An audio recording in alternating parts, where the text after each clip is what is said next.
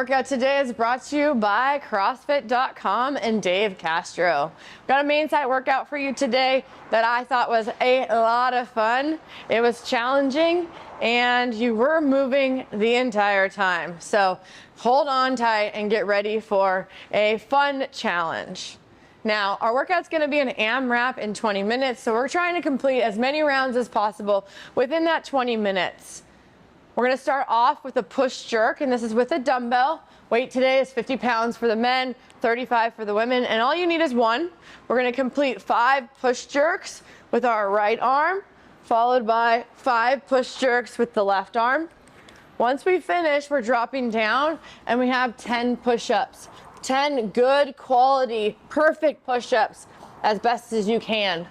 And then we're gonna finish off with 15 calories on the rower.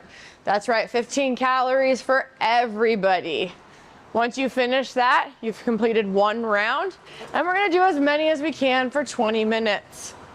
We're gonna focus today on the push-up. Now, the push-up has many interpretations. It's actually one of the movements that I find the most challenging to teach.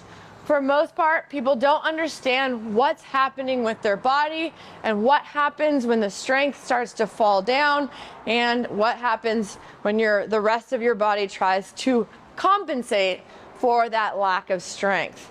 So we want to remember that we're trying to keep those elbows moving back towards our feet like we are going to be able to push someone away. We don't want those elbows to be out. That's not the best position for that shoulder joint. So hands are here. We're spreading the fingers nice and wide so we have a nice strong base, and we're constantly trying to push through the palms of the hands. Now, when we start the tall plank, remember this is the top of the plank, the top of the push-up, and the end, okay? We don't end down with our belly down, especially if we want to work our core. Everything's going to be pulled up into a hollow position, but we're not talking about pulling up and sticking your butt up in the air. So we're trying to squeeze our butt. Hips are tucked underneath our body, and as we come down, elbows go towards those feet.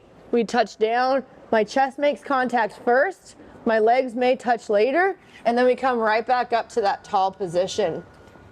As we move through this workout, form is gonna break down, but I really recommend that you slow down, take a little bit of a break, rather than putting yourself in some really terrible positions. Yes, the push-up is hard, but you're moving your body weight through a range of motion, and that's gonna give us the most bang for our buck, especially if we can master it now and use it throughout the rest of our life. So really try to hone in on that movement and really try your hardest to keep the quality of the movement at the same intention as you would in your warm-up. Okay, so warm up perfect with those push-ups, and then as we go through this workout, you're trying to keep those push-ups and the integrity of that movement very much similar to how you practiced.